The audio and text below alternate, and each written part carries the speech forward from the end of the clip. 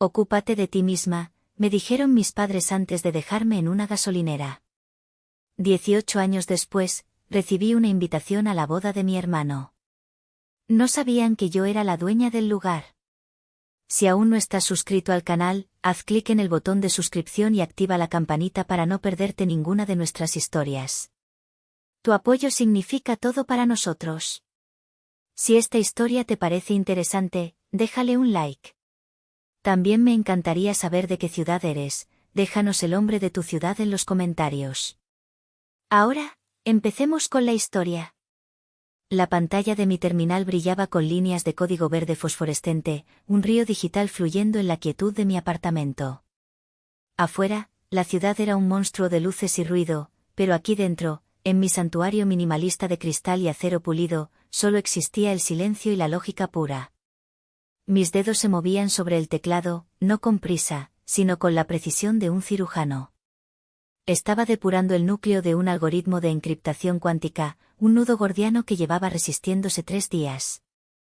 Y entonces, con una última pulsación, el nudo se deshizo. El código compiló sin errores. Una pequeña sonrisa, cansada pero satisfecha, se dibujó en mi rostro.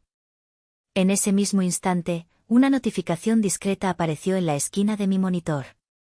Un correo electrónico con el asunto: adquisición confirmada, Elysian Group Holdings. Lo abrí. Era un escueto mensaje de mi equipo legal confirmando que Innovatech Solutions, la empresa que fundé desde mi dormitorio universitario con apenas $1000, era ahora la propietaria absoluta del Elysian Group, un conglomerado de hoteles y resorts de ultra lujo. Otro imperio construido en silencio, otra victoria que nadie en mi familia conocería jamás. Esa palabra, familia, siempre me dejaba un sabor amargo en la boca, como a metal y a óxido. El éxito de hoy contrastaba violentamente con la imagen que ellos tenían de mí, la imagen que congelaron en el tiempo hace 18 años. La de Elara, la niña rara. La que vivía en su propio mundo. La decepción. Cerré los ojos y el recuerdo, siempre al acecho, me asaltó con la fuerza de un temporal. Tenía 12 años. El aire dentro del coche era denso y pegajoso por el calor de agosto. Mi padre, Ricardo, conducía y hablaba sin parar de un negocio que acababa de cerrar, su voz retumbando con una arrogancia que exigía admiración. Mi madre, Marta, asentía a todo, como siempre, mientras mi hermano mayor, Dante, el hijo de oro, sonreía desde el asiento del copiloto, ya un experto a sus 14 años en el arte de adular. Yo estaba en el asiento trasero, ajena a su mundo de apariencias, absorta en un libro de programación en C++, un universo de lógica y orden que me ofrecía refugio. Elara, la voz de mi padre cortó el aire. ¿Estás escuchando o estás otra vez en las nubes con esas tonterías tuyas?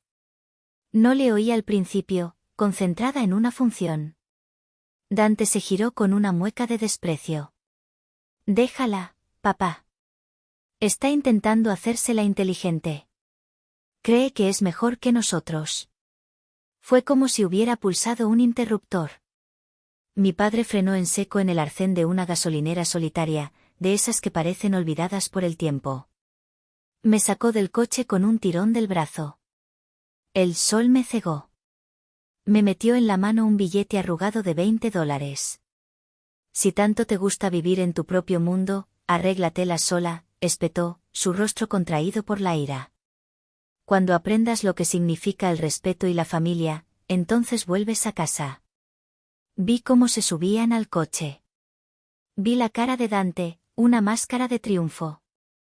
Vi a mi madre mirar por la ventanilla, su expresión vacía, antes de girar la cabeza. Y luego, simplemente, se fueron. El sonido del motor se alejó, dejándome sola en un silencio ensordecedor, con el olor a gasolina y asfalto caliente, una niña de 12 años abandonada a su suerte.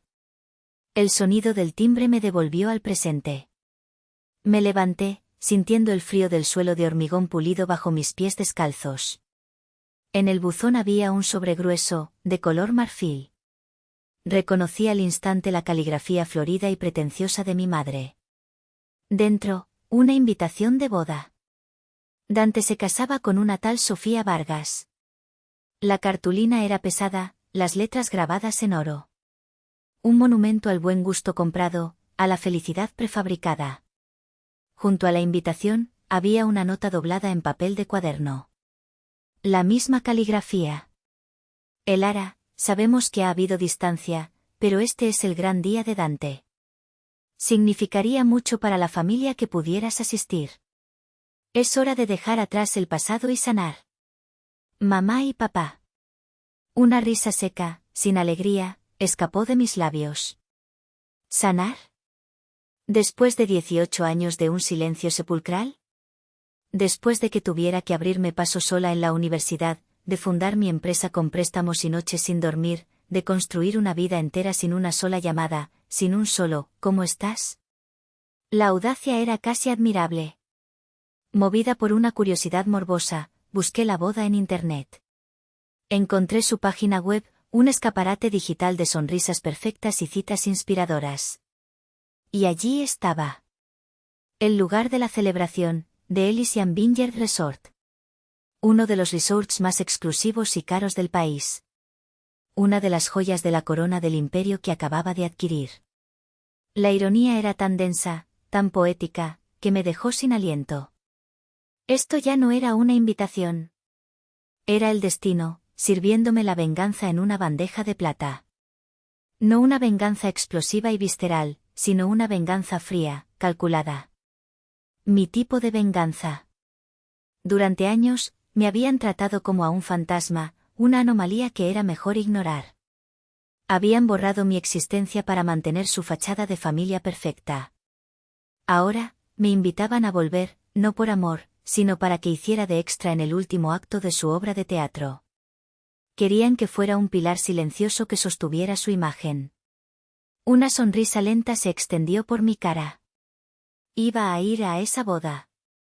Oh, sí, iba a ir. Pero no iba a ser un pilar. Iba a ser la bola de demolición. Iba a aceptar su invitación para sanar, y por sanar, me refería a cauterizar la herida con la verdad al rojo vivo. Iba a mostrarles exactamente lo que el fantasma que crearon había estado construyendo en la oscuridad. No respondí a la invitación. El silencio había sido su arma durante 18 años, ahora sería la mía. Pero mi silencio no era pasivo. Era activo, metódico, el preludio de una tormenta perfectamente orquestada. Mi primer movimiento fue sumergirme en las entrañas de mi nueva adquisición. Convoqué una videoconferencia con la junta directiva del Elysian Group. Aparecí en sus pantallas no como la misteriosa nueva dueña, sino como una analista senior de Innovatec, usando un alias. Quería información pura, sin el filtro de la adulación. Solicité acceso completo a todos los informes financieros, registros de eventos y contratos de los últimos 6 meses del Elysian Vineyard Resort. Mi equipo, acostumbrado a mis peculiares métodos, me entregó terabytes de datos encriptados en cuestión de horas. Pasé 2 días seguidos analizándolo todo, alimentando mi mente con cifras y cláusulas mientras mi cuerpo subsistía a base de café negro y la creciente adrenalina. Y entonces lo encontré.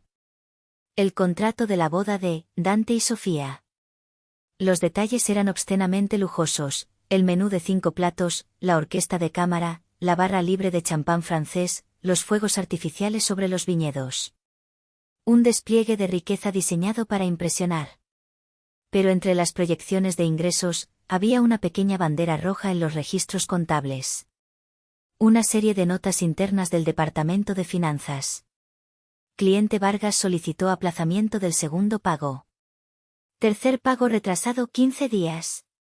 Tarjeta de crédito para el depósito de seguridad rechazada 2 veces.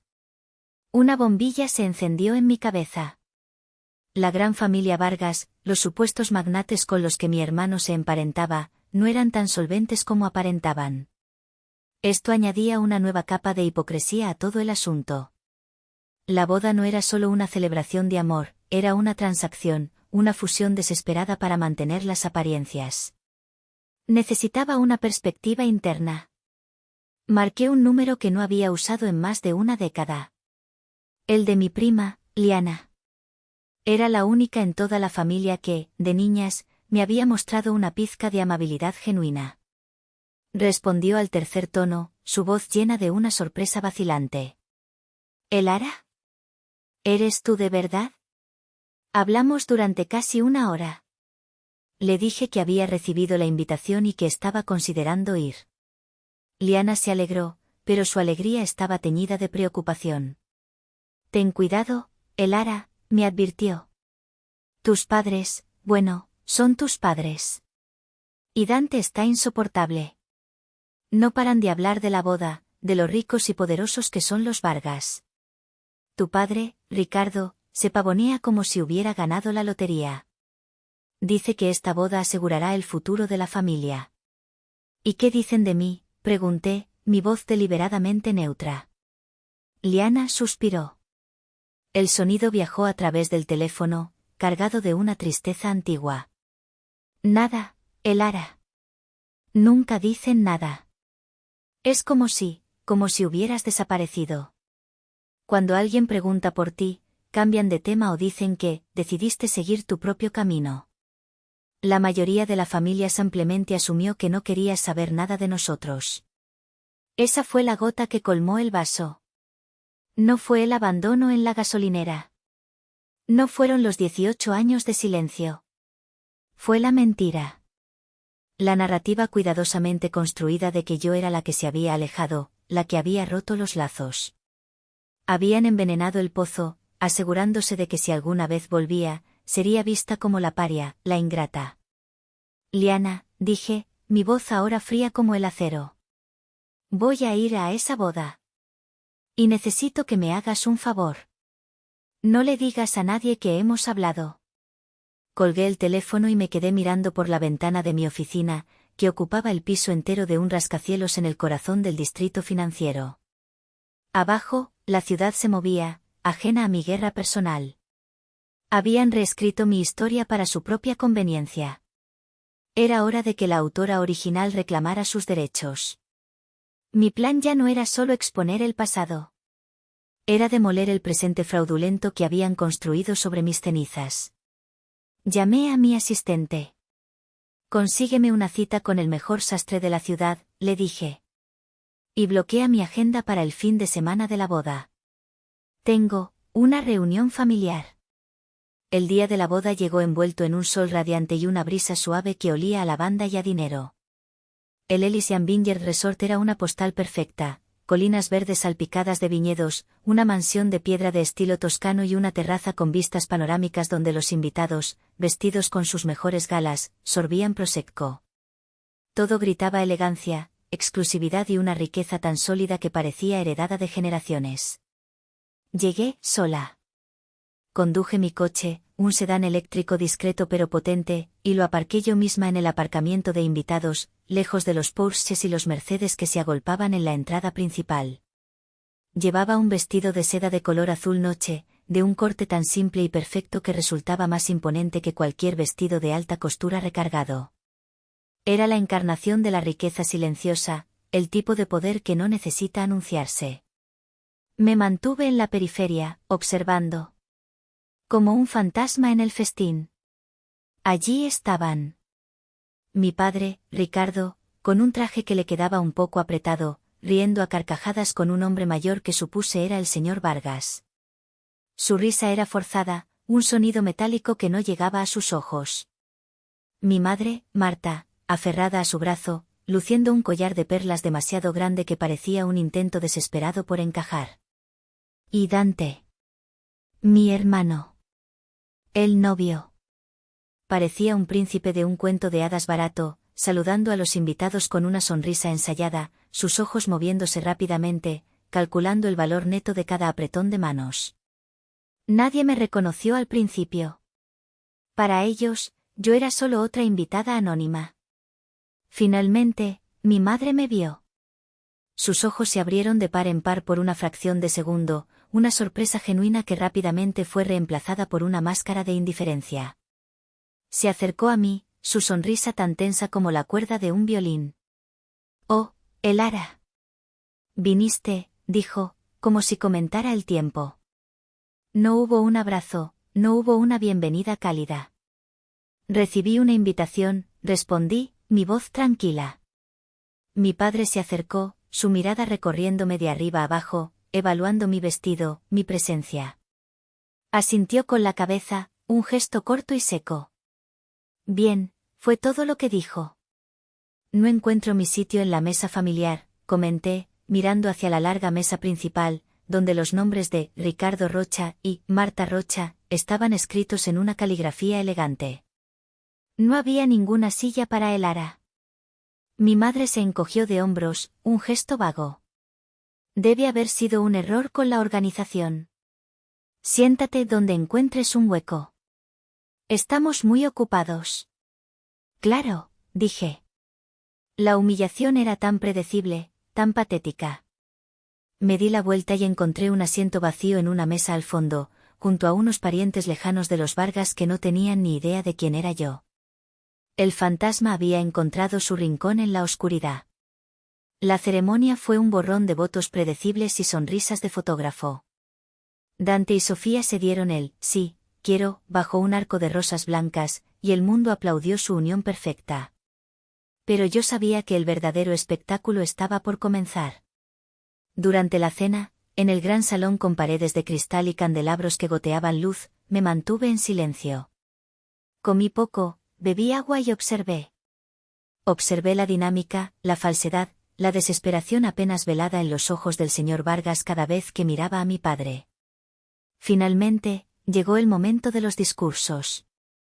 El padre de la novia habló primero, luego el padrino. Palabras vacías, anécdotas insulsas. Entonces, el maestro de ceremonias, un hombre con una sonrisa demasiado blanca, miró su tarjeta y anunció, con una ligera confusión en su voz, y ahora, unas palabras de alguien que no estaba en la lista, pero que insiste en hablar. La hermana del novio, la señorita Elara Rocha. Había movido mis hilos. Una llamada discreta al gerente del evento, mencionando mi verdadera posición, fue todo lo que necesité. Un silencio denso cayó sobre el salón. Todas las cabezas se giraron hacia mi mesa en el fondo. Vi la cara de mi padre contraerse en una máscara de furia.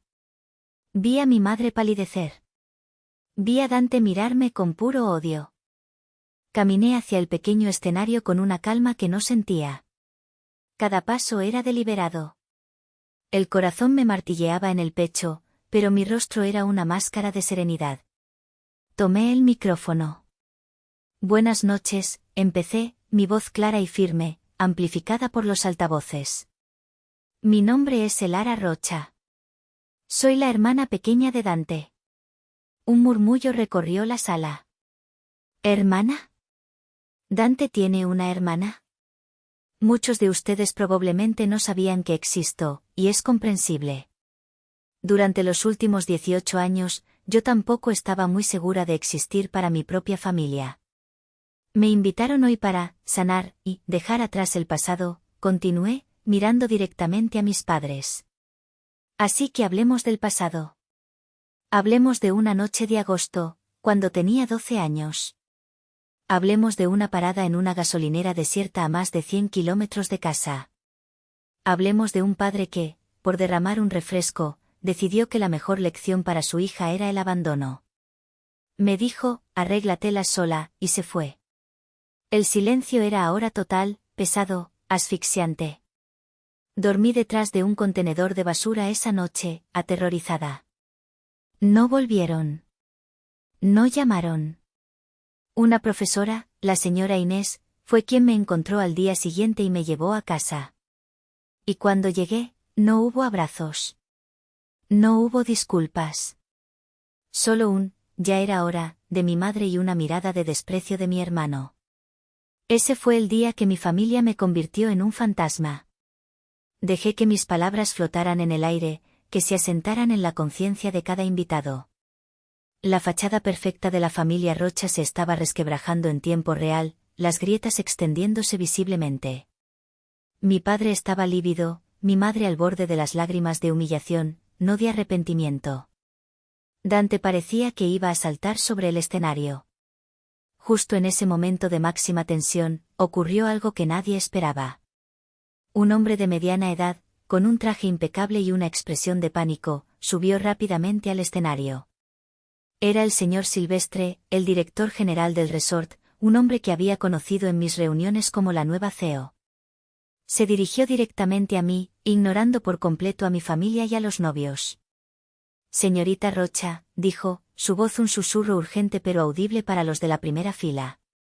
Lamento profundamente interrumpir, pero tenemos un problema grave.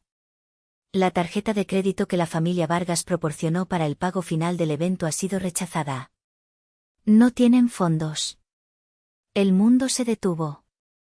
Si mi discurso había sido una bomba, esto era la onda expansiva. El señor Vargas se puso blanco como el papel.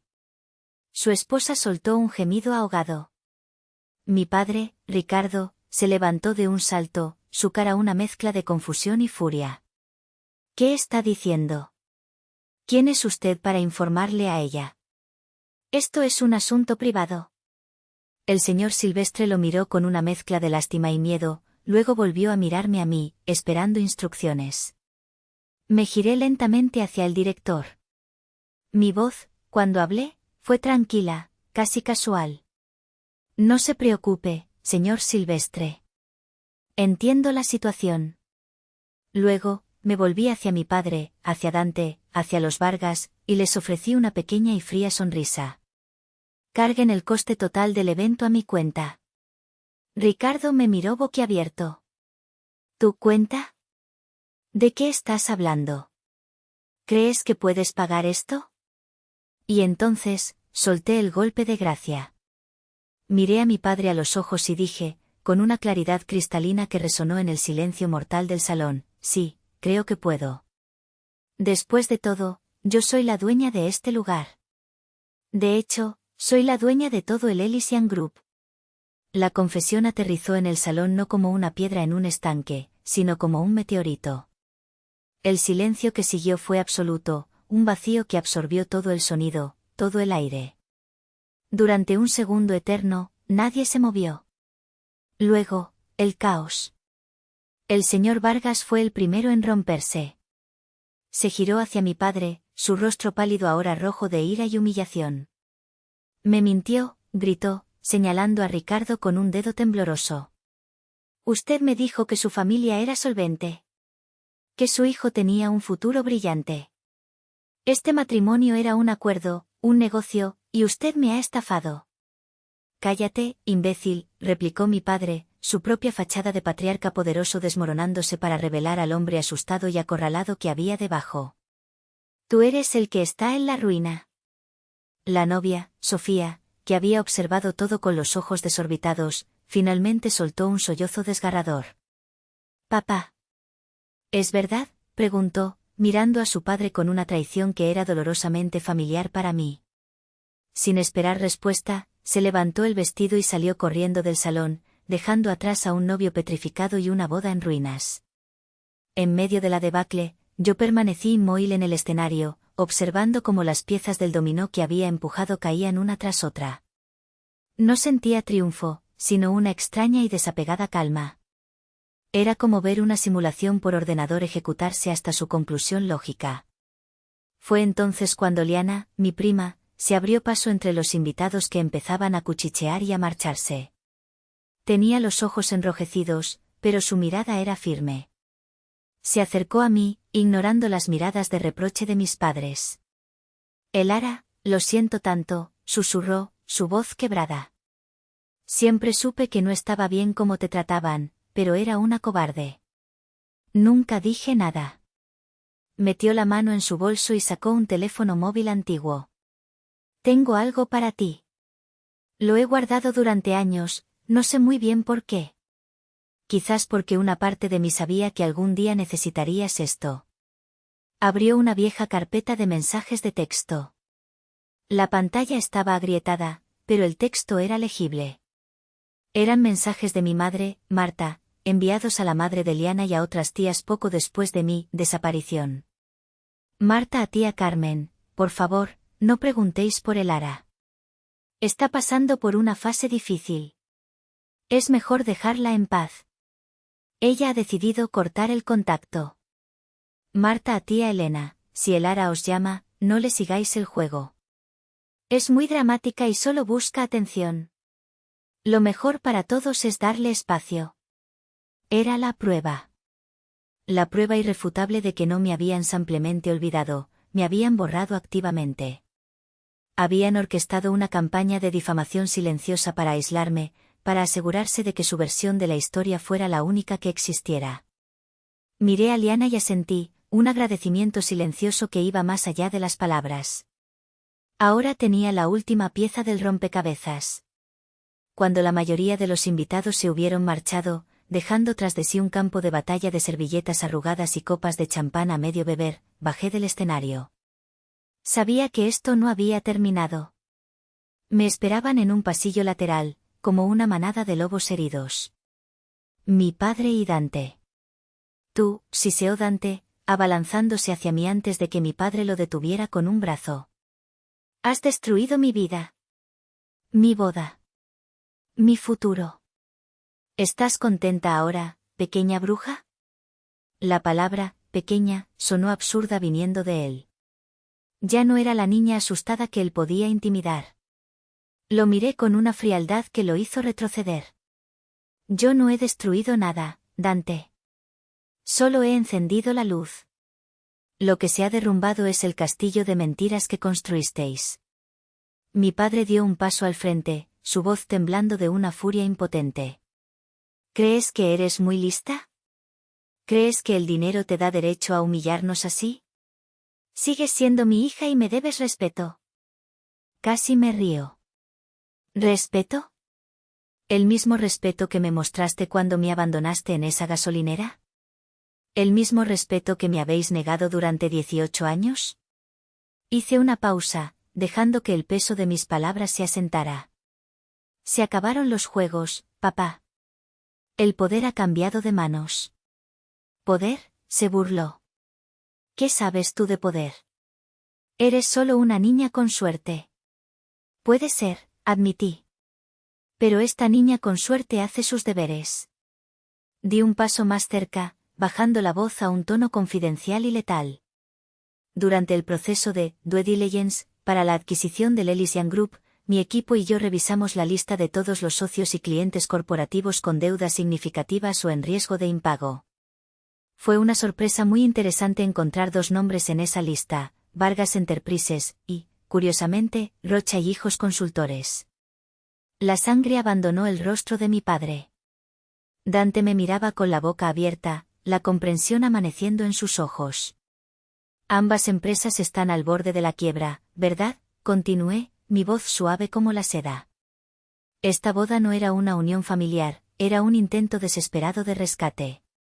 Un barco hundiéndose atándose a otro. Qué pena que ambos estuvieran llenos de agujeros. Mi padre se quedó sin palabras. Toda su arrogancia, toda su autoridad patriarcal, se evaporó en un instante. Era solo un hombre viejo y asustado, expuesto y derrotado. No he hecho esto para destruiros, dije, mi voz recuperando su calma. Lo he hecho para que la verdad saliera a la luz. Vosotros me enseñasteis una lección muy valiosa hace muchos años, en este mundo, tienes que arreglártela sola. Y eso es exactamente lo que he hecho. Me di la vuelta. Ah, y por cierto, añadí por encima del hombro, negocios son negocios, ¿no es así, padre? Y con eso, me alejé, dejándolos en el pasillo silencioso con los escombros de su mundo derrumbado a sus pies. Abandoné el resort sin mirar atrás. El viaje de vuelta a la ciudad fue extrañamente tranquilo. No había una sensación de euforia, ni la dulzura de la venganza cumplida. Solo había silencio. Un silencio diferente al que me habían impuesto. Este era un silencio elegido, un espacio vacío que ahora podía llenar con lo que yo quisiera. Los días siguientes fueron un torbellino de consecuencias, aunque las observé desde la distancia, como quien lee las noticias de un país lejano. La anulación del matrimonio fue rápida y discreta. La caída de las empresas de mi padre y del señor Vargas fue más ruidosa, un tema de cotilleo en los círculos financieros locales. La familia Rocha, que tanto se había esforzado por proyectar una imagen de éxito y estabilidad, se convirtió en sinónimo de escándalo y fracaso. Recibí un breve correo electrónico de Sofía una semana después. Gracias, decía. Me salvaste de cometer el mayor error de mi vida. Me mostraste la verdad antes de que fuera demasiado tarde. Espero que encuentres la paz. Le respondí con un simple, tú también. Empecé a llenar el silencio. Llamé a la señora Inés, mi antigua profesora. Cuando le conté lo que había pasado, lloró al otro lado del teléfono. Siempre supe que eras especial, Elara, me dijo. Siempre supe que ese fuego que tenías dentro no se apagaría.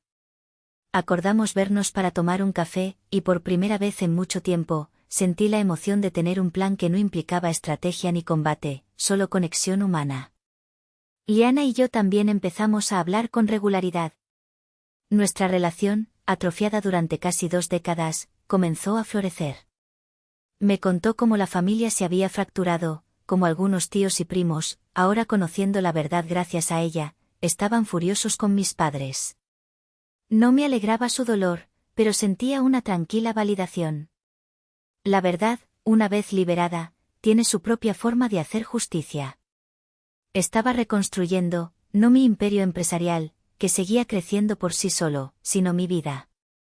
Estaba reemplazando los fantasmas del pasado con presencias reales, las mentiras con verdades, el aislamiento con vínculos genuinos. Estaba reclamando el territorio de mi propia alma. Una tarde, mientras estaba sentada en mi oficina, contemplando la puesta de sol que teñía de naranja los rascacielos, sonó mi teléfono privado. Un número desconocido. Sabía quién era. Dejé que saltara el buzón de voz. Escuché el mensaje unos minutos después. Era la voz de mi madre, rota no por el arrepentimiento, sino por una rabia impotente.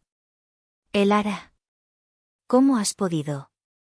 Nos has destruido. Has arrastrado el nombre de la familia por el fango. Tu padre está destrozado. La vida de tu hermano está arruinada. Todo por tu egoísmo, por tu incapacidad de perdonar una tontería de hace años. Espero que estés contenta. Espero que te ahogues en tu maldito dinero. Escuché el mensaje hasta el final. Luego, lo borré. Por primera vez en mi vida, sus palabras no me alcanzaron. Rebotaron en el escudo de paz que había construido a mi alrededor. Eran solo ruido, el eco de un mundo al que ya no pertenecía. Me di cuenta de que mi verdadera venganza no había sido la humillación pública en la boda. No había sido la revelación de su ruina financiera. La verdadera venganza había sido mi éxito silencioso. Había sido mi capacidad de prosperar no a pesar de ellos, sino sin ellos. La venganza definitiva fue convertirme en todo lo que ellos decían que nunca podría ser, y hacerlo en mis propios términos. Ya no era un fantasma en su historia. Era la autora de la mía. Y mi historia no era sobre venganza, sino sobre resiliencia. No era sobre lo que me quitaron, sino sobre lo que construí con el espacio que dejaron. Miré la ciudad que se encendía a mis pies, un universo de posibilidades. Y sonreí. Porque la historia que me habían contado sobre mí misma, la de la niña rara, la del fracaso, había terminado. Y la que yo estaba escribiendo apenas acababa de empezar. Habían intentado enterrarme, sin saber que yo era una semilla.